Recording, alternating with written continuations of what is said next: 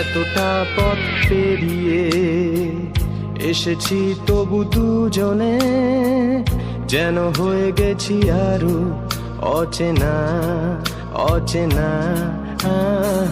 স্বপ্নেরা তবু খুঁজে যায় জীবনের শেষ সীমানায়, আছে কি রাখা বাঁচার ঠিকানা ঠিকানা। আরো একবার চলো ফিরে যাই পাহাড়ের ওই বুকেতে দাঁড়াই, আকাশের হাত চানিতে সাড়া দি কি হবে না ভেবে।